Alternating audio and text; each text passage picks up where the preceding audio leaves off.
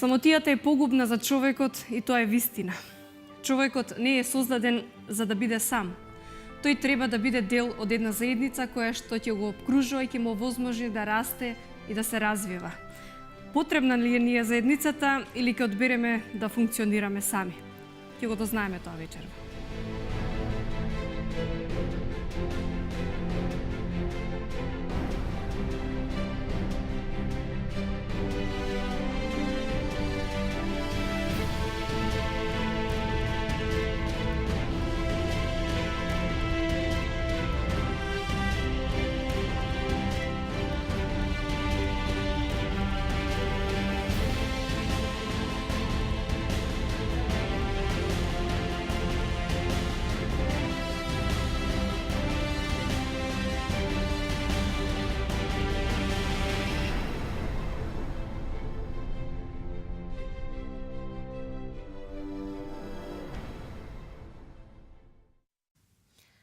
Добро вечер повторно.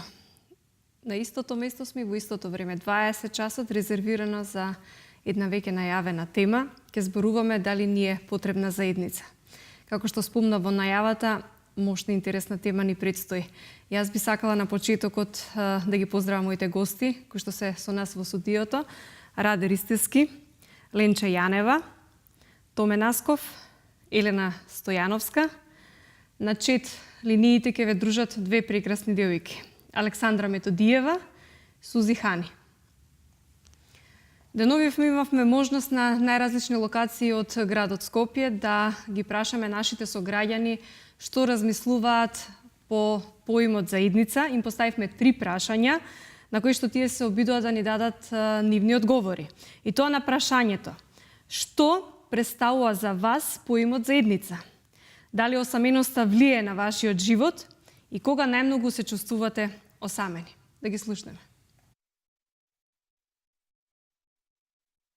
Заедница е фамилија, една заедница, кога заеднички живее до некоја време, тоа е заеднички, значи заеднички живот. Да сме накупчени или вака заедница, да дел од нешто, да. Заедница, целина некоја. Семејство, зависи што. Убаво е, само се поштува. Заедницата е многу убава. Сум живеела во заедница, заедницата е многу. Многу поемиме.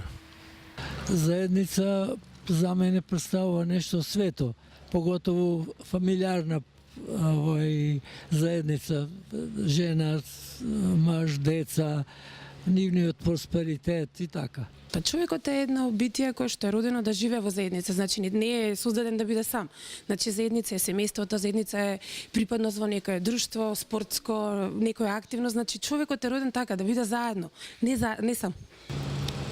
Заедница во секој случај заедницата е благодетна животот, ако си сам животот не е интересантен, не е добар и така натаму. Кога тој што го сакаме далеку од мене. Апсолутно влијае. Осаменоста е катастрофа. Мора да имаш партнер. Кога не е сопругата со мене.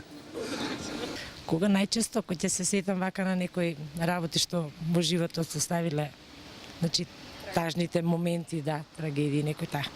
Многу. Да, влијае. Затоа што ми значи кога некој е до мене и понекогаш наистина ми е потребен некој да биде до мене и да ми обрнува внимание и се тоа, ама понекогаш што сакам да бидам сама. Понекогаш верија сакам осаменоста. Да. Кога е есен, кога врне и кога сум настината. Кога нема никој. Би влијаела. Сега, значи, не сум осамена, има многу, меѓутоа, пошто ви реков, израснав со многу луѓе, многу би влијаела осаменоста на мојот живот. Ова беа одговори на нашите сограѓани. Ние ги сослушавме со интерес и ќе се обидеме да подискутираме во врска со овие 3 поставени прашања. Што мислите? Но на што го одговорија нашите сограѓани? Па, самите одговори гледаме дека заедницата е на насушна потреба на луѓето. Сите кажат дека им е важна, има различни дефиниции за тоа, но никој не кажа дека не ја посакува или не сака да биде дел од заедница. И тоа ни кажува дека навистина заедницата како еден споим човековиот живот и те како е присутен, е пожелуван, посакуван. А и за мене лично самото поим кој ќе го слушнам, нели, заедница ми асоцира на припаѓање и на делење. Значи, во една заедница да бидеш дел од некоја поголема група од заедница, а исто така и да тоа значи споделување, општање, така да тоа се некои мои асоциации кои ќе го слушнам самиот збор заедница. Да. Имаш едно прашање, кога најмногу сте се почувствувале осамени? Елена, имало ли моменти во твојот досегашен живот кога си се почувствувала осамена? Секако. Мислам дека во секој живот, на секој човек има такви моменти. Мислам дека тоа е сосем и природно, не е ништо вообичаено, ништо необично, но сепак тие моменти се посебни каде што всушност заклучуваме дека на нас не е потребен некој да биде покрај нас, дека сепак не е убаво чувството се биде осамен. Така. Ленче, дали осаменоста влијае конкретно врз вашиот живот? Па влијае многу. Значи, како и секој човек кој што му треба друштво, затоа што ние сме социјални суштества, така и на мене исто. Лично, кога сум осамена, мислам дека творечки многу малку напредувам, дека моето живење се претвара како во некакво механичко постоење и немам никаква инспирација, например, за создавање на нешто креативно, што би ги инспирирало другите околу мене, нешто што би ми донело вистинска радост на животот. Затоа што човекот по тоа и се разликува од животните, не само од едно вегетирање, едно дишење, одење и работење на еден механички начин, туку на човекот му треба и нешто повеќе. А за тоа може да допринесе само неговата околина, неговото обкружување, значи постоење од други човечки суштества. Така. Кога ќе се спомене зборот заедница, на што прво ве асоцира? Заедница се асоцира првенствено на дружење, на да се добиеш со некој во контакт, во однос, да, што ќе беше спомнато, да споделуваш нешто што имаш ти, да научиш дека не си сам на светот, него дека има некој кој што е постојан покрај тебе. Искрено, за мене заедницата е многу важна. Јас сакам да живеам во заедница и момент кога сум одвоен, пример мојата сопруга, тоа мене ми фали. Ја верувам дека секој тоа го чувствува нас кој што е во таков однос. Едноставно не е добро човек да биде сам. И таа самотија може човекот да го, што викаме ние народски, да го убие. Во која смисла? Тој ако е сам, едноставно може да се убедачи, само размислува да некои тажни моменти. Човек сам кој што може реагира на добри работи, али сепак зависи од карактерот на човекот, али како и да е, кога е човек сам и те како негативно влијае на него. Барем по себе си знам од искуство мое дека кога е сам човек едноставно не е баш најдобро по мене. Така. Некои од нашите сограѓани го спомна бракот како еден дел од заедница. Ленче, бракот може ли да обстои во ова совршено и современо општество? Па може. Значи, добрата вест е што може, но за жал оди во една назадна линија, токму поради тоа што човекот некако настојува да поминува низ најважните случаи во животот сам, што е доказ дека не е добро да бидеш всушност сам. Значи, бракот како институција може да има многу поголем напредок ако заеднички се споделуваат многу работи, проблеми кои што постојат на секое поле, не само во бракот. Морат да се решат низ комуницирање, низ споделување на меѓусебни мислења, борба на мислења. Значи, каде што нема борба, нема ни напредок. И затоа не можеме да кажеме дека еден брак е неуспешен ако во него има доста конфликти. Напротив, тоа може да води до негов напредок. Значи, тоа не се однесува само во полето на бракот, туку и во полето на секоја друга заедница. Значи, такви ги имаме повеќе, не само бракот. Да. Томе, кога веќе сме кај бракот, од какви побуди се луѓето влегуваат во, конкретно во брачната заедница? Па има различни побуди, има и добри и лоши побуди. Како и за секоја работа што ние правиме во животот, нашата мотивација може да биде различна. Една од најголемите мотиватори за влегување во брачната заедница е токму тоа, да се сподели животот. Да не се биде сам, или за некој луѓе, нели, кои веќе него имат остварено тоа, постои стравот, ќе останам сам цел живот, бидејќи брачниот другар, нели, некој сопатник, него викаме, нели, сопатник ни животот кој постојано е тука и таа дава некоја сигурност дека некој ќе биде со тебе, ќе те помага, ќе те подигне кога ќе паѓаш, ќе те охрабрува и така натаму. И тука го гледаме и од таа, една да кажеме, основна заедница на човековиот род, кој е бракот, бидејќи од него настанува свет, или семејството е клетката на цело едно општество. И од тука го гледаме тоа, значи, сршта на потребата на човекот да биде во заедница и да тоа го сподели својот живот со едно друго битие. Кој што ќе слушнеме, тоа често пати може да биде и не така лесно, но сепак, иако не е лесно, гледаме дека луѓето истрајуваат или вложуваат. Повторно ни укажува колку е тоа важно за луѓето, колку имаат потреба за тоа и колку тие се спремни да вложат, иако не е лесно некогаш. Така. Бракот е сепак едно недокажано поле и нонстоп треба да се надоградува и да се испитува. Јас би сакала да ги запрашам Александра и Сузи дали има нешто интересно кај нив на четлиниите, а вас, драги наши пријатели, ви повикам да земете активно учество, да ги оставите вашите размислувања за да знаеме како вие гледате токму на оваа тема. Ете така, драги гледачи, добро вечер и од нас.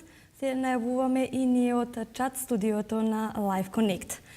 Тука сме овде заедно со вас, значи, и оваа вечер да ги проследиме вашите пораки, вашите мисли, кои што ги испраќате, значи, исклучиво на чатот.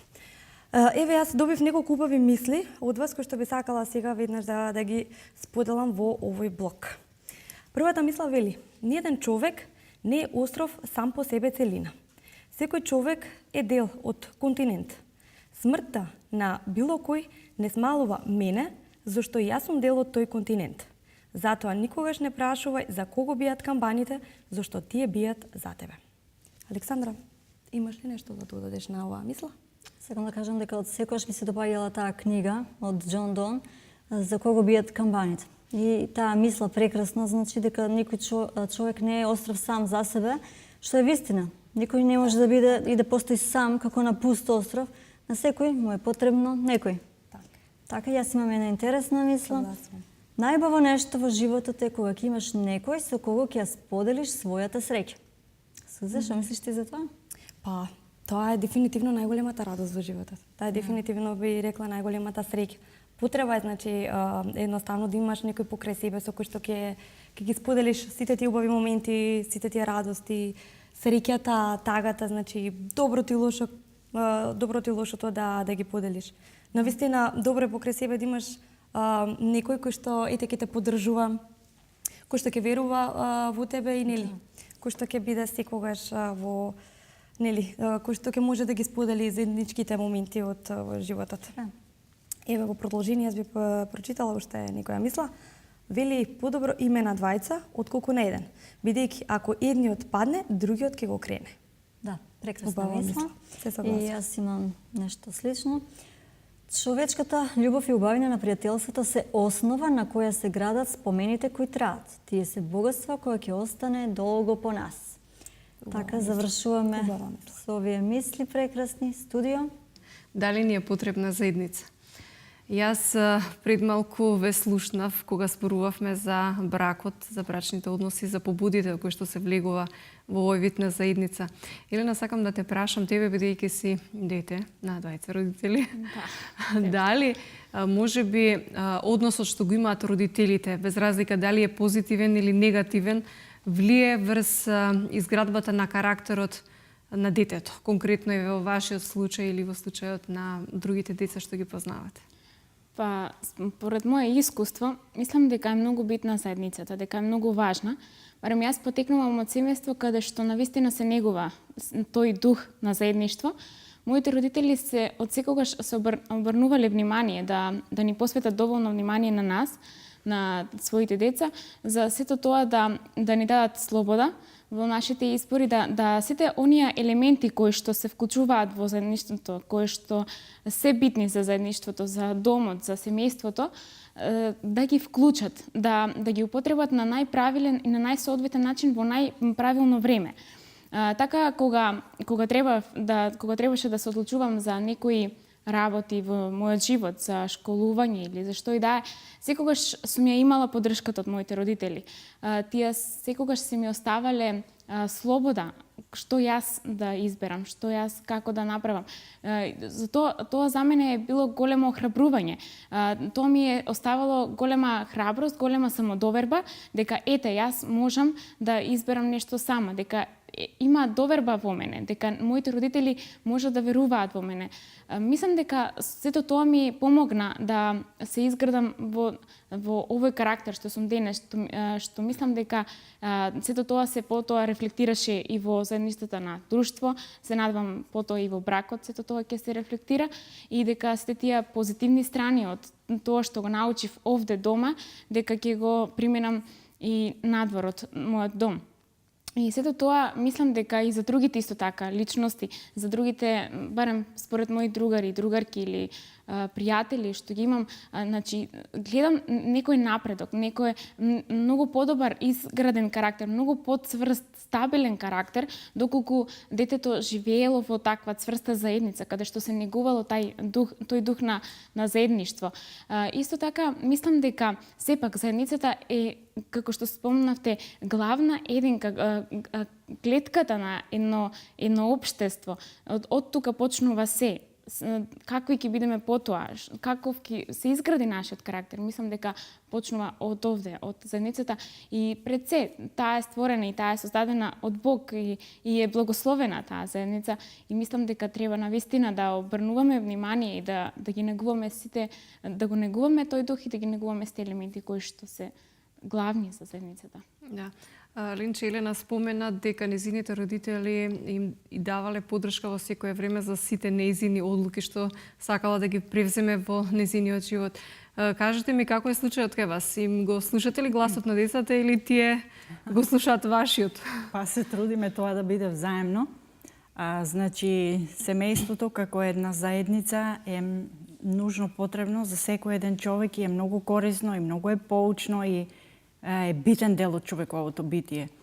Ете, искуството на Елена беше од гледна точка нели како дете што се однесува спрема своите родители, прима поуки од своите родители и му треба за да обстане, значи во овој живот кој што значи една голема борба.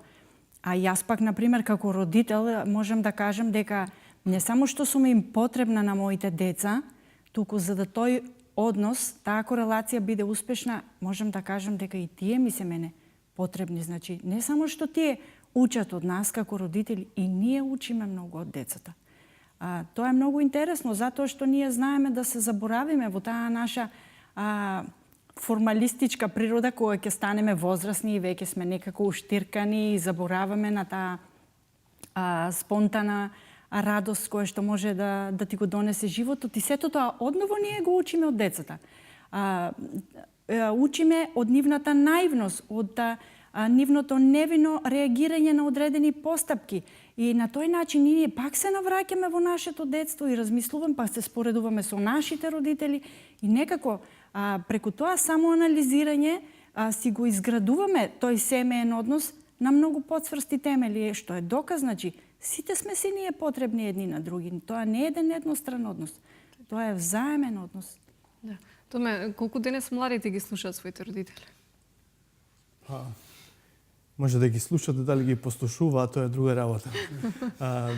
Или се постојано со слушалки во ушите и не сакаат да се замараат што имаат повозрастните, да кажем. Нормално тие слушаат нешто и така. Мисла, токму тоа е еден елемент, што го кажеме, ако го начнуваме, колку младите денеска ги слушаат своите родители, мислам дека генерално се помалку и помалку. Тоа ќе го видиме од коментарите на постарите луѓе, кои секогаш кажат во наше време беше вака и вака. Ја не сум толку стар, ба имам некое животно искуство, можам ја да кажам и во моје време беше вака и вака.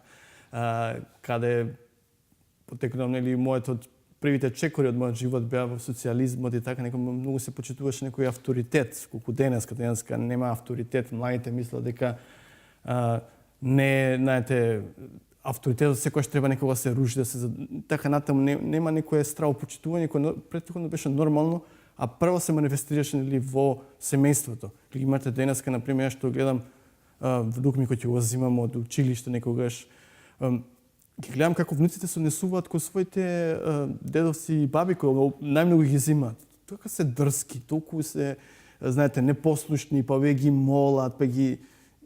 Мене ми иритира, тој гледам, навистина тоа е за мене еден индикатор за тие односи до каде се дојдени и колку младите денеска се на некој начин многу егоцентрични или многу себични и мислам дека и самата култура или најмногу медиумите кои денеска многу повеќе го има тој атак да се потенцира индивидуата, индивидуализмот, јас, конзумеризам, мене да ми биде добро, не да се земат обзир другите. И тука се тие први чекори каде што почнува заедницата да еродира, да се намалува и да благосостојбата меѓу човечка се руши. Бидејќи себе кој е сватен кон себе си, некон потребите на другите, едни од начелата на заедницата почнуваат да се намалуваат. Сакате да кажете дека демократијата или правото на избор, слободата, либерализмот го доведе нарушувањето на заедницата? Па не, бидејќи демократијата само по себе си е добра работа. Секој треба да има демократија да биде слободен да си го искаже своето мислење. Ова не е демократија, по мене е дрскост, бидејќи демократија е да се каже моето мислење, вашето мислење, да се уважи, да се респектира, да се најде некој најдобро решение за општо добро. Но ако ја кажам не, ќе биде јас како сакам и никако поинаку и да не слушам овој авторитет кој често пати е попаметен од мене, да кажем се, одделност на дете родител, тоа за мене е дрскост, не е некоја демократија, некоја и некултура и тие се тие мали некои чекори кои навистина почнуваат таа заедница да ја прават многу потешка. А понатаму и таа некоја култура која се развива од најраните детство, за мене мислам ова што спомнував пред за семејството е многу битно тоа искуство, бидејќи моето искуство од првата заедница во која јас сум почнал да постам во моето детство, ќе ми направи да тоа како ќе го креира мојот однос воопшто кон заедница. Дали ќе имам потреба, дали ќе сметам дека тоа е добро. И ние од една страна некако до сега зборувавме дека заедницата е добра, позитивно, некојаш постати лоши заедници. Со лоши последици. Тоа е факт. Ако го дефинираме заедници како одредена група на луѓе кои седат на мал простор кој што може да биде семејство со нарушени односи. Тоа е заедница, некоја, но нема заедништво, да кажеме, за општо добро. Но сепак тие некои први искуства мислам дека се пресутни за мојот став кон заедница, колку јас ќе бидам способен за заедница, колку ќе ја ценам и колку ќе вложувам во тоа. Така, реде. А дали е подобро човекот да живее сам или во заедница? Никако не е добро човекот сам да живее. Дефинитивно. Јас мислам дека оној кој што живеел во заедница ги почувствувал благословите на самата заедница. Она што мене ми беше важно кога бев дете, сите оние правила, принципи и норми кои што ги научив да облести во моето семејство, како еден начин на кој што се рефлектира самата заедница, помогна денес да се одржам како здрава и нормална особа во овој 21 хаотични век. Затоа мислам дека е многу важно ние во нашите семејства како ги воспитуваме нашите деца. Дали оние принципи морални кои што сме ги добиле, првенствено треба ние да ги гајме во нашиот живот. Не можам да учам некого на некое правила, принципи кои јас првенствено ги немам во својот живот. И она што беше спомнато веќе, каков поглед ќе имам јас на заедницата, значи односот према моите родители, така и моето дете ќе погледа како јас се однесувам према мојот татко, мојата мајка и моето дете ќе види па ти ми кажуваш да правам така, а ти према своите родители се однесуваш така и така. Значи едноставно многу е битно како ние им даваме на нашите помлади генерации каков поглед према самата заедница. Примерот е многу важен. Едноставно треба она што го кажуваме, што го зборуваме да го покажеме во нашиот живот. И верувам дека заедницата и како е потребна. Така, тоа нешто сакаш да додадеш? Па еден пример за тоа колку заедницата е потребна на човекот или е насушна потреба, можеме да кажеме еден лош пример, но сепак нели постои. Најголемата казна која постои во правниот систем после смртната казна е самица. Зошто е таа најголема казна после смртната казна? Значи тоа укажува колку човекот му е суштествено да биде во заедница било каква, знаете. Кога тој ќе биде изолиран, кога ќе го стават во самица, тоа е значи најголемиот ужас за луѓето и многу интересно кога последиците од тоа од престојот поминат во таа самица кај луѓето, знаете, некои луѓе почнуваат да имаат и ментални проблеми доколку се изолирани подолго време или кој што го гледавме оној филм познат со Том Хенкс, нели, кој беше изолиран на еден остров, што направи тој? Направи од еден фудбал да биде како една личност, мисля Спалдинг или не знам кој беше брендот тој, и за тоа едноставно да има општање некој. И тој си има нарен пријател си направи зошто? за да може да преживее во таа состојба. Значи од тука произлегува дека навистина човекот не е добро да биде сам. Дефинитивно. Да, јас да не помислам дека ние сме овдека сами во студио и самите разговараме за оваа тема, би сакала да ги прашам Александра и Сузи, дали се тие сами на линиите и дали има нешто интересно што се случува кај нив како мисла оставено од ваша страна? Ето така, се најавуваме повторно тука од час студиото на Live Connect. Во меѓувреме ние добиваме, значи, се уште преубави мисли и пораки, кои што би сакале да ги споделиме, значи, веднаш со вас и во овој блог. Едната мисла вели, семејството е сидро во време на неволи. Што мислиш? Секако, семејството значи тој кој секојаш те поддржува, секојаш те охрабрува, никош нема те разочаран. Така. Значи сите тајни се споделуваат во семејството, се делат сите, значи и убави и лоши работи во животот. Така. Така, се служува. Само да видам и јас убава мисла што си најдов. Најважното нешто е семејството. Кариерата нема да те чека во куќата, славата нема да те прегрне преку ноќите, а парите нема да ти ги исушат солзите. Зашто ќе додадеш ти на овој коментар? Па, јас верувам, мислам дека семејството е сепак најважното нешто во животот, значи на секој човечко битие. Залудно е кариерата, залудни се парите, залудно е славата и богатството, значи залудно што е да имаш во животот ако ти немаш најблизок некој со кој што можеш да го споделиш сето тоа, да споделиш таа среќа. Значи мислам дека како лично залудно е кога човек е сам и се бори и залудно е сите убави работи, значи кои што посакува во животот да му се случат и кои што ќе му се случат, лошо ако нема на кого нели да се подпре. Лошо е значи ако нема никој до себе, ете семејството како нели најосновно нешто во животот ни е тука за да не поддржи и сметам дека сепак нели се храниме од љубовта од најблиските и сепак тоа е најважно според мене. Така. Ево во продолжение вели една мисла: заедницата не се состои во тоа како забораваш, туку како простуваш. Не како слушаш, туку како разбираш. Не како гледаш, туку како се чувствуваш. Не како чувствуваш, туку како се држиш. Така и јас имам уште една мисла. Подпри се на мене кога нема да имаш доволно сила. Јас ќе ти бидам пријател. Јас ќе ти помогнам да продолжиш понатаму. Така, тоа беше сега за сега. Оставете ги вашите коментари и понатаму, студио. Јас би продолжила понатаму. Раде, дали може да ни објасните што за вас представува поимот заедница? Според мене, заедница е една комплексна појава. Тоа не е нешто што можеме да оставиме под микроскоп и сега да го проучуваме. Нити нешто што е статично, од самиот почеток па до самиот крај да оди со иста линија. Не. Значи, едноставно постојано се случуваат некои нови работи, некои новитети и едноставно треба постојано да се прати самиот развој на заедницата. Постојат денес многу дефиниции за тоа што е заедница. Јас одбрав една како најприфатлива за мене која што вели: заедницата ги означува луѓето кои меѓусебно се познаваат и внимаваат еден на друг. Тоа е место каде што имам чувство на припадност. Дефинитивно најубава слика и за самата заедница е место каде што јас припаѓам. Место каде што имам своји луѓе кои што ме сакаат, место каде што луѓето се грижат за мене и место каде што луѓето имаат план со мене, а јас исто со нив. Би сакал да спомнам еден негативен пример за заедницата, бидејќи самата заедница може да делува позитивно, али од друга страна има и негативни работи во истата. Станува збор за еден младеж кој што извршил самоубиство. Тој испил преголема доза на таблети за спиење, седнал покрај телевизорот, тој седнал на фотелјата пред самиот телевизор и едноставно така заспал. И никош повеќе не се разбудил. Она што тоа е доста лошо, а уште полоша ствар е што за овој чин никој еден не знаел, никој еден не бил информиран. Значи овој дечко не бил изолиран надвор од свет, него тој бил многу вклучен. Едноставно имал и интернет, имал телефон, да рачунаме и фиксен и мобилен денес, имал Facebook дури, едноставно нема млад човек кој што денес не користи Facebook, електронска пошта и постојано бил врзан со некои мрежи, со луѓето и не бил сам, имал доста своји пријатели.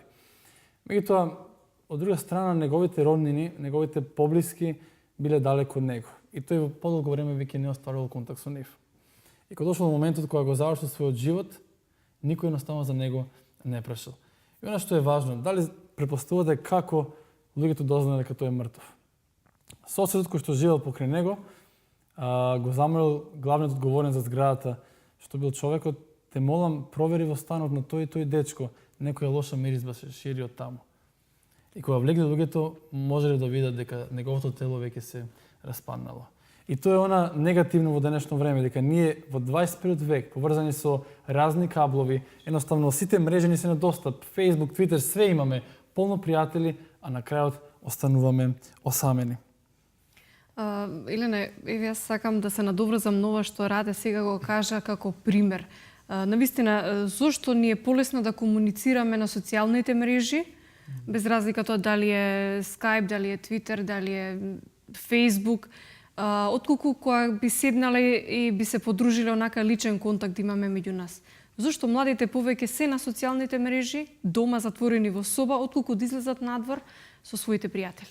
Јас мислам дека овде клучен проблем е самодовербата, можеби, кај луѓето, сигурноста во себе, колку можат, позади компјутер, никој не те гледа, не знае како ти е, а вака во очи треба да покажеш некоја славост, а луѓето не сака да ја покажат таа славост, таа понизност можеби, и овде е многу потешко.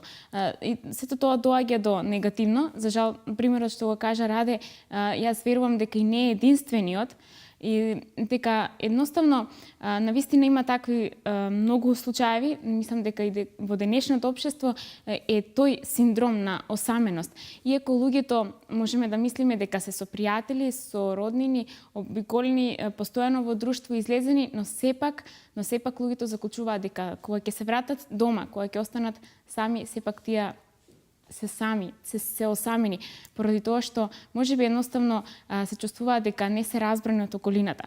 И овде би сакала да кажам дека можеби ние сме на некој начин кривица поради сето тоа, да можеме да пристапиме и ние кон луѓето со поголемо разбирање, да се створи едно разбирање и да можеме да создаваме вистински заедници, во вистинска смисла на зборот. Да не се затвараме така дома. Ова е современо општество, но не е добар пример за заедништво. Јас мислам дека порано, кога не постоеле компјутерите, телевизиите, дека луѓето биле многу повеќе во цврсти заедници, на многу повеќе места, во многу друштва припаѓале и многу повеќе поминувале време со други луѓе отколку сами дома затворени помеѓу компјутери и телевизор, што е доста негативно. Како не, тоа секојдневно се докажува дека е така. Раде, како осаменоста влие во животот на еден човек? Осаменоста е една од најголемите проблеми на 21 век. Ја би рекол болест на ова современо општество, каде што човекот се чувствува повлечен во себе, осамен, едноставно сака да не тој постојано пати. Толку многу врски, толку многу пријатели, а сепак се чувствуваме како да некој да не заборавил. Знаете, кога одите во некое ново место каде што никој не ве знае, кога посакувате да влезете во контакт со луѓето, велите јас сум тој и тој, а тие супер во ред, али ние сепак си имаме своја група и тоа чувствуваме отфрленост, осаменост. И тој како знае да делува на самиот карактер на човекот. Мајка Тереза во една прилика запишала: најстрашна сиромаштија е осаменоста и чувството дека ние не сме сакани. Осаменоста е како голем проблем. На земјава денес живеат преку 7 милиарди жители, а сепак во тие 7 милиарди многу од нас се чувствуваат осамени и отфрлени. Живееме во големи урбани центри, во големи градски џунгли кај што сме стеснати едни со други, постојано обврски, постојано проблеми, али немаме време еден за друг. Јас верувам дека денес кога ни е се дадено во рака, се може да користиме оние уреди кои што порано ги немале воопшто. Кога можеме да поставиме некоја конверзација, да се договориме за нешто, буквално и покрај сте тие направи и уреди, ние пак каснеме, ние пак нешто ни недостасува. Оно што се сеќавам пред некои десетина години, кога тие мобилни телефони не беа толку напредни, немаше ни интернет, ни можни, ни компјутери немавме баш како што денес имаме све. Кога ќе се договориме да се видиме за недела ден на тоа и тоа место, да направиме некој план, ќе работиме некој проект голем, верувате дека секој ден ќе дојде во точно време и на точно место. А денес имаме разни направи, уредби, јас ќе се јавам, ќе кажам и повторно каснеме, едноставно 5 до 12 излезе некоја друга работа, а тогаш бевме премногу фокусирани на тие заедништва, на тоа поврзување едни со други. Многу пати сме толку многу блиску, а сепак далеку. копнеме да оствариме однос со луѓето, копнеме за друштво, за некој да ме прифати, да ме сака, да бидам дел од некоја заедница, да не бидам сам, бидејќи осаменоста навистина може да го убие човекот. Нашите градови во животот на луѓето створиле големи провали, вели еден автор, за кои како да нема мостови со кои не можеме да ги совладаме. Едноставно, самите се затвораме во некој свој свет. Јас сум сигурен дека денес многу сакаме да ги правиме некои работи сами. Од кој аспект, бидејќи ако јас кажам некому да им помогне, можеби тој нема свој дел да го направи. Јас тоа го разбирам. Има луѓе кои што се баш фокусирани само на својата работа, својот живот, типични колелици кои што се во своји раце превземаат и едноставно дозволуваат другите да се мешат во такво нешто. Али верувајте, нема ништо поубаво кога нешто што јас го имам го делам со другите. И тоа навистина е прав благослов за секој од нас. Меѓутоа се наметнува едно прашање како таа заедница некогаш изгледала. Знаете, во да кажеме поодминато или постаро време, самата заедница зависела од географијата. Луѓето патувале не толку често и немале тие можности. Главно средство за превоз биле домашните животни. Тие патувале некои пократки релации или евентуално дали преку вода ако условите сами дозволувале. И тие морале да живеат заедно во големи групи. Ја знаеме многу села и ден денес се од 2-3 фамилии создадени. Кажуваат тие 2-3 семејства со години, генерации го направија тоа село. Меѓутоа во денешно време заедницата не е повеќе сконцентрирана на тие некои блиски односи, контакти, него едноставно под заедница се подразбира, на жалост, луѓе кои што учествуваат на некој голем проект, некоја голема работа, а се на огромна раздалеченост. Некош луѓето, бидејќи нема можност да патуваат често, беа само во тие мали места и делеа заедно и цркви, и пабови, ноќни клубови, буквално све заедно има и све заедно делеа. И она што е најубаво за мене кога е човек во семејство, може нешто добро да научи, да изгради. Али од друга страна во денешно време, знаете, ја ретко сум видел дека живеат 2-3 поколенија во иста куќа. Тоа е многу тешко денес. Тоа е тешко. Некогаш успеваше, јас не знам како ли знам дека успеваше. И баба, и дедо, и помлади, постарки живеат заедно совршено, с нас, слуша, свекрва, добро, супер, нема проблеми. А денес во ова современо општество кога секој од нас има некои своји проблеми, нетрпение постои, ако нешто малце ми фали, одма некој ќе се закара, ќе настанува расправа и вика не, јас повеќе се одвојувам, ќе си живееме ја и сопругата сами. Едноставно не сакаме повеќе да имаме сакаме свој мир, да не реметиме ни вашиот, ни нашиот. Едноставно секој си го сака своето. Тоа ме сакаш да се надоврзаш во што го зборуваш, Раде? Па сметам дека она нешто, еден од елементите што беше спомната беше како се гради заедницата или како осаменоста влие.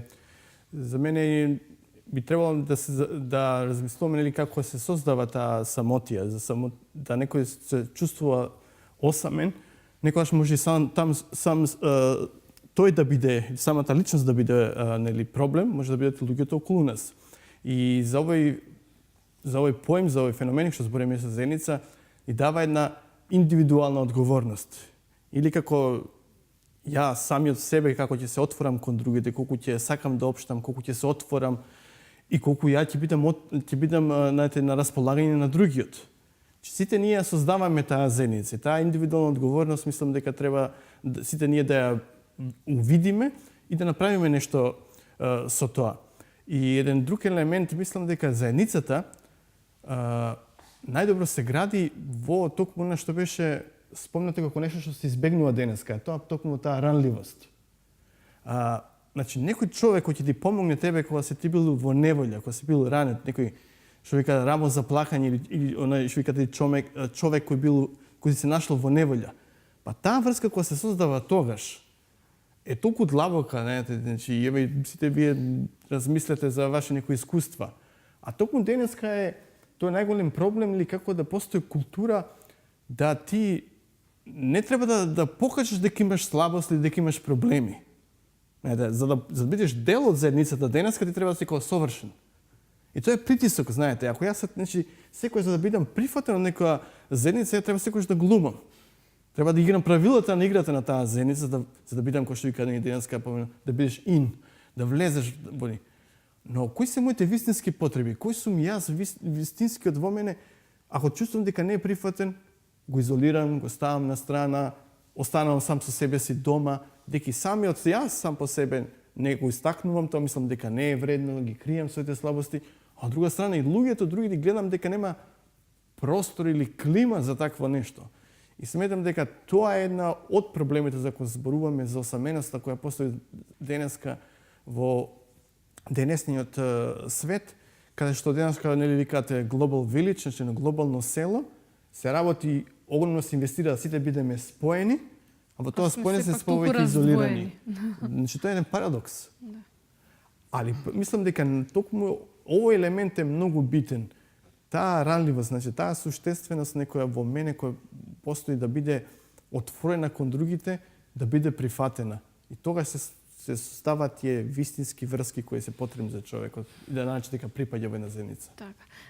Раде, кога веќе ја спомена заедницата семејство, села се граделе од цели семејства, така порано и црквите напредувале и луѓето ги препознавале по нешто. Еве конкретно, бидејќи ја спомена црквата Македонија, бидејќи е христијанско поднебје, по што ги познавале прво христијаните? Имале ли некоја карактеристика која што ја немале другите луѓе, па морале овие да ги препознаат? И како, че првите христијани имале љубов која што ја добивале од тоа во што верувале. Значи, едноставно, првите христијани не биле само христијани кои што понекогаш ќе појдат во црква, ќе направат некој ритуал или јадат, него едноставно од нив се очекувало, тоест тие живееле нивната вера. Значи, едноставно, самиот поим христијанин има подлабоки концепти. Самиот поим христијанин значи дека ти припаѓаш некаде, дека си дел од некоја поголема заедница. Заедницата на некој начин нас ни помага да осознаеме некои основни работи.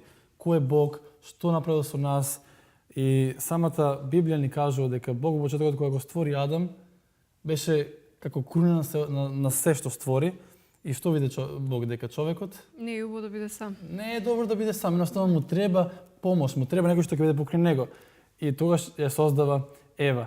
Гледа дека од самиот почеток Бог гледа дека не е добро човек да биде сам и ствара една заедница, еден модел кој што треба да трае понатаму низ целиот живот на човекот. Ние сме створени за заедница и за дружење, за интеракција, меѓутоа многу е важно каков вид на интеракција, каков вид на однос, каков вид на комуникација на меѓусебна соработка. На крај крајва, ако сакаме да ствариме некоја било каква интеракција, не можеме да појдеме во некој ноќен клуб, во некој кафич, да појдеме на утакмица за фудбал. Едноставно таму ќе видиме луѓе, постојано ќе разговараме, ќе зборуваме, ќе се дружиме со нив и ќе ствариме некој однос. Меѓутоа, дали е тоа она што Библијата кажува? Она што мене сопругата често најдеме каже кога одиме во автобус, патуваме неде подалеку и ќе ми каже свака тебе част, секој ти од првиот момент може да поставиш однос да разговараш со некој човек. Едноставно човекот има потреба да разговара. Човекот има потреба да се дружи и тоа е позитивно. Ја не гледам ништо проблем во тоа да постојано разговараме, разменуваме искуства, разменуваме разни примери. Меѓутоа библиската идеја за човековото дружење од некоја друга форма, од друга страна. Всушност, библиската основа за дружењето, за заедницата е тоа што луѓето припаѓаат во неа, бидејќи има една главен двигател што нив ги води, тоа е Божјата љубов. Да бидат поврзани меѓу себе, како резултат на таа Божја љубов, тие сакаат да се сакаат, да си помагат еден на друг. Едноставно, знаете, човекот не гледа само за себе, него самата Библија вели подобро да даваш него да земаш. И тоа е она што Бог ни кажува. Ако сакаш да бидеш во заедница, тогаш свати дека ти си воден од таа вистинска љубов која што те тера тебе да дадеш, да помагаш, дека не си само сам. Знаете, денес што повеќе луѓето имаат пари, средства, тие се повеќе грабат за себе. Значи човекот толку дефинитивно е ненаситно. Колку што повеќе има, толку уште повеќе сака да има при себе. Меѓутоа, многу е жалосно што све имаме, повторно ќе кажеме, све ни дадено дофатна рака, а повторно сме одвоени. Повторно сме разединети, а би требало да бидеме заедно. Би требало да се дружиме едни со други. Тоа е смислата сама на христијанството и на самата заедница. Она што е важно, би сакал да споменам неколку стихови кои што баш осликуваат како би требало да изгледа една заедница која што е водена од правата вистинска љубов. Љубовта која што била исконско дадена на секој од нас да можеме да функционираме во таа заедница. Стихот кој што го запишал апостол Павле до Филипјаните 2 глава 3 стих кажува: не правете ништо од надпреварување или од суедно чувстволюбие, туку во понизност сметајте се еден за друг поголем од себе си. Ја мислам дека овој стих е супер, ми тоа денес во денешно време е се спротивно. Секој себе се гледа за себе да си направи, а треба тука кажува треба да ги сметаме другите за поголеми од себе, односно да им служиме што можеме повеќе. Друштво, помагање, знаете кога ќе праша некој комшија, ајде помогни ми, леле, каде сега најде, зафатен, па дете треба да оди во школа, па домашно пишувам, па ручек готвам. Едноставно се губат тие односи. Еднаш, два пати комшијата ќе се налути на нас и после повеќе нема да имаме контакт, нема да имаме заедница. Друг стих во Евангелието според Јован 13 глава читаме: Ви давам нова заповед, да се љубите еден со друг, како што јас ве љубев вас. Така и вие да се љубите еден со друг. Потоа ќе познаат дека сте мои ученици, ако имате љубов меѓу себе. И прво Јованово 3 глава читаме: Потоа ја познавме љубовта што тој го положи својот живот за нас и ние сме должни да ги положиме своите животи за брајката.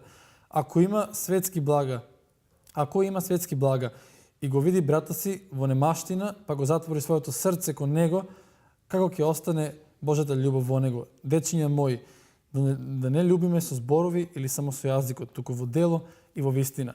Едноставно, ние тоа што го знаеме, тоа што го веруваме, тоа што сме го искусиле, од нас очекува да го пренесеме другите. Проблем во денешно време на самата заедница е што многу пати луѓето влегуваат во таков некој однос од лични побуди. Едноставно корист. Јас ќе остварам заедница со Елена, бидејќи Елена има добра фирма која што мене ќе ми дозволи да јас своите производи ги пласирам таму. Или можеби ќе придобијам нешто во тој однос таа заедница. Меѓутоа библиската основа за самата заедница не е ти да влегуваш со твоја корист, него да му помогнеш на другиот човек кој што има проблем, кој што има потреба. Не можеш да имаш ти во себе се што ти треба, а некој гледаш таму дека има проблеми, односно има потреба. Кој може, се постава главно прашање денес, кој може да издржи сам? Кој има све што му е потребно? Јас верувам дека секој од нас има своји дарови, своји таленти со кои тој може во самата заедница да допринесе. Едноставно со моите дарови јас ќе доприносам во моето општество, во мојата заедница, во моето семејство ќе покажам еден добар пример. Знаете, нашиот живот често е полн со немири, со проблеми, таги, разочарување на секој чекор. Кога сум јас осамен, кога сум јас сам, кој мене ќе им помогне? Никој. Али јас кога припаѓам на некоја заедница, тогаш знам дека имам луѓе кои можам јас да се обратам. Јас бирам денес дали ќе живеам во заедница или не. Дали ќе припаѓам на некој поголемо друштво, кај што луѓето ме прифаќаат. Верувате, ние сме различни во нашата заедница. Секој од нас е различен. И во семејство да се стојка двајца се, две глави се, па се различни. А камоли кога се повеќе луѓе каде што припаѓаат во самата заедница. Но ако не сме дел од некоја заедница, треба тоа да направиме денес. Денес е момент кога ние можеме да направиме голем чекор и да бидеме дел од некоја заедница. Зошто? Дека заедницата дава благослов. Самата заедница ни дава можност да напредуваме. Да сте мои идеи ги пласирам во таа заедница, да некој има корист од моите идеи, да некој има корист од тоа што јас сум член во таа заедница, што јас го допринесувам во самото ширење на заедницата. Милард Фулер, правник, друштвен активиста, запишал: некоја заедница, за да биде цела и здрава, мора да биде натемелена врз љубов и грижа која луѓето чувствуваат еден за друг. Дефинитивно, реков дека ние сме различни, али во таа заедница во која што влегуваме, треба да влегуваме со позитивен дух, со нешто да промениме во позитивно. Знаете, спортистите имаат една добра ствар за нив е тоа што тие одат на примерна селекција на самите тимови. Едноставно, јас и Томас дали ќе играме во иста екипа, не зависи тоа колку е тој добар и колку јас добар, него дали ќе можеме да се уиграме во самиот тим. Дали тој со својот дар и јас со мојот дар можеме да допринесеме во животот на самиот тој тим. Али кога станува збор за заедницата, таму нема примерна селекција, таму секој еден може да учествува. Секој еден може да даде својот допринос во самата заедница. Тоа зависи од нас со што ние ќе допринесеме. Дали луѓето ќе може да видат во мене некој позитивен пример? Дали од мене ќе прочитат нешто со што децата на Ленче или на било кој ќе бидат охрабрени од самите нас? Дали ќе видат нешто позитивно во мене и тебе? Едноставно, какви да сме, црни, бели, жолти, богати, сиромашни, слаби, дебели, едноставно нема правила. Заедницата го прифаќа секој еден човек. Во таа заедница секој има право да каже своето мислење, има право на избор. Дали денес сакаш да учествуваш во таа заедница? Таа заедница тебе ти нуди многу доблести да тоа размисли. Дали си спремен да дадеш својот допринос во некоја градба што се нарекува заедница? Ленче, благодарам, брате. Баш она истрпно ни кажавте за заедницата. Дали може би разбравме кои се бенефитите доколку припаѓаме на некоја заедница? Бенефити има многу, но пред се треба да разграничиме дали сето тоа е со Божи благослов или не. Доколку ние тргнеме од Божите благослови и она кое што Бог на нас наведува, значи да му обрнеме внимание, ситуацијата е друга. Дури и кога ќе бидеме сами, ние нема да бидеме сами. Ние сме во заедница со Бога и во нашата најголема осаменост. Тоа е разликата. А потоа Бог нас не учи во својата бесконечна мудрост дека ние треба да излеземе од нашата себичност и да се дадеме себе си. Во било која заедница потоа која ќе влеземе, ако ние сме спремни да си дадеме дел од нашето срце некому, тогаш ќе успее таа заедница. Но ако сме себични и страхуваме постојано дека некој нас ќе не повреди, ние воопшто нема да се впуштиме во некое пријателство, например. Ете, познавам луѓе кои што им било страв да стапат во поблиски пријателски односи со одредени личности, бидејќи кога потоа ќе се разделиле, ќе им било многу тешко. А мислам дека тоа е една погрешна насока. Треба да знаеме дека вреди да дадеш. Ќе ти биде возвратено секако, затоа што кога Бог води, тогаш на вистина придобивките се многу. Така, тоа ме сакаш да се надоврзаш. Да, веќе беше спомнато таа и врска која исто така, мислам дека е занемарена во денешното време, а таа е, да кажеме, нели, врска со Бога првенствено, каде човекот тука прво треба да не се чувствува сам, бидејќи секогаш има, нели, Таткото небесен негов, или Бог се открива како Бог на утеха, како Бог кој е со луѓето, кој сака да биде помеѓу луѓето. И самиот апостол Јован, кој каже од Исус Христос, вели, дојде, вели, го разапна својот шатор помеѓу нас. Значи, таа гледаме дека и Бог е за заедница, знаете. Значи, Бог не е некој таму, некој си седи во некои своји светови, туку тој сака заедница и му е мила заедницата со нас. И тоа е навистина за мене нека чудна карактеристика на Бога, му дава таа посебност, нели? Али Библијата ни открива дека тој толку ужива во таа заедница што го остави својот престол за да дојде како Исус Христос, нели, на оваа земја. Зашто? За да биде со нас, да биде дел од нашата заедница. И он во една ситуација се нарекува, би нарекувам веќе пријатели. Мислите сега која е таа чест која Бог му ја дава на човекот, или дека тој сака да направи заедница со човекот. А потоа и самиот, нели, Исус Христос, од кога заминува од оваа земја, својата последна проповед толку му ја насочува кон градење на заедница. Им кажува на своите ученици, љубите се како јас што ве љубев. Служете се еден на друг како јас што ви служев. Извршете ја волјата Божја, грижете се еден за друг. И обилува со љубов. А љубов не постои ако нема два објекта, значи нема да се шири, значи затоа и Бог е љубов, затоа и тој создава од љубов. Љубовта секогаш мора да има некоја интеракција. И мислам дека од таа база кога тргнеме, дека еден човек му е на располагање заедница со небесниот татко, со Бог, со Создателот, и дека од таа заедница која тој ќе има една сигурност, која зборевме, и да има сигурност и за своите ранливост, да биде храбар, да влезе во општање со другите, да изгради, да влезе во заедница, да гради заедница, бидејќи тој има искуство со Бога и Бог го повикува на тоа. И мислам дека тој елемент е многу битен да се свати и самата заедница е на некој начин олицетворение, благодарам, на љубов, бидејќи љубовта секогаш е релациона и активна. Так. Ние споменавме заедница брачна, семејна, друштвена. Какви се видови други на заедници да има? Има многу заедници, едноставно општествени заедници кои што човекот може да се развива на тој план. Велат дека и самите деца се формираат своји заедници од мали нозе. Едноставно се групираат на свој начин и можат на тој начин да напредуваат. Исто така црквата е некако од Божиот принцип за права врста на заедница и дадене на човекот. Секој од нас може да припаѓа на некоја црква каде што не е она само ритуално појди, како што на жалост луѓето прават денес, појди запали свеќа и тоа е 5-10 минути и надвор. Не. Црквата е дадена да може човекот да остварува заедница, да може да првенствено заедница со Бога, а и со луѓето кои што се внатре.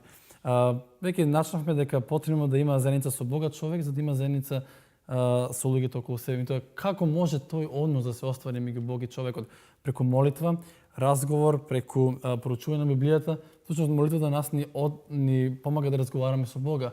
Тој ги слуша нашите молитви. Читањето на Библијата едноставно нас секојдневно ќе даде нови искуства. Јас ќе го запознавам Бог како некој кој што не е далек Бог, него некој кој што е постојано покрај мене и сака да оствари првенствено тој сака да биде во заедница со мене. Ако јас тоа го прифатам, тоа ќе можам да делувам во ова наша, например, заедница. И никогаш нема да бидам сам. И никогаш нема да бидам сам, нема да штрчам во таа заедница, бидејќи имам еден кој што мене ме води на добар пат. Така. Јас верувам дека Александра и Сузи остварија заедница со своите пријатели на четлинијата. Доколку има некоја интересна мисла, би сакала да ја поделат со сите нас овде во студијата. Ете така, во меѓувреме нас тука во студиото на чатот ни пристигнаа навистина прекрасни мисли, навистина убави пораки. Благодарам значи до сите наши гледачи кои што зазимаат активно учество заедно со вас вечерва на вечерашната тема. Ете, јас имам тука една прекрасна мисла која што би сакала да ја прочитам.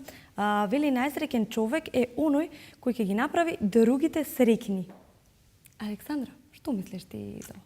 Токму така, колку повеќе даваш, толку повеќе ќе имаш. Значи човекот е најмногу исполнет кога го прави другиот среќен. Значи убаво чувство кога ќе видиш насмевка на лицето на другиот и тоа знаеш дека резултат на таа насмевка е тоа што ти си го направил среќен него. Значи тоа е вистинска среќа, да ги правиме другите среќни. Така, се сложувам со тоа. Имам и јас една интересна мисла. Осамени можеме да направиме толку малку, а заедно многу повеќе. Да, дефинитивно не се сложувам со ова, бидејќи заедно можеме многу повеќе да функционираме, значи да се поддржуваме и дефинитивно заедно сме посилни. Заедно сме посилни. Ете, токму така. Вие по продолжение јас би прочитала уште некои мисли кои што овде ги добивме на чатот. Вели, потребни се 3 работи за да бидете среќни. Некој да сакате, нешто да работите и на нешто да се надевате. Да, прекрасна мисла. И уште една јас за крај. Никогаш не барајте нешто совршено за да го сакате, зашто може да умрете без љубов. За сакате нешто што не е совршено и направете го совршено со вашата љубов. Ви благодариме на вашите коментари, на вашето учество. Немаме повеќе мисли. Студио.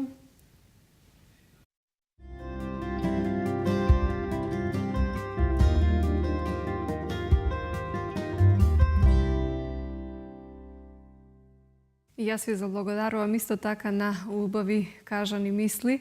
Нашето дружење овде завршува. Јас им се заблагодарувам на моите гости во студиото. Ви благодарам што бевте прекрасни соговорници. Верувам дека им помогнавме на многумина луѓе кои што не припаѓаат во ниту една заедница, што сакаат да бидат сами, дека ќе го променат своето мислење, дека ќе се приклучат на некоја заедница. Бидете среќни затоа што тоа ве исполнува. До следно видување ви посакувам добро здравје и мир во душата.